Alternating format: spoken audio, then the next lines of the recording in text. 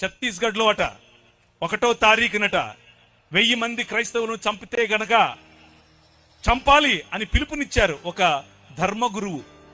ధర్మప్రభువులు చంపడమే తెలుసు.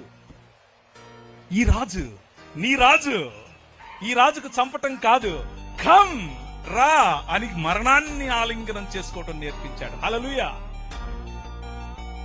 ఏం ఆలింగనం చేసుకోవటం నేర్పించాడు? మరణాన్ని ఆలింగనం చేసుకోవటం నేర్పించాడు. ఎందుకో తెలుసా?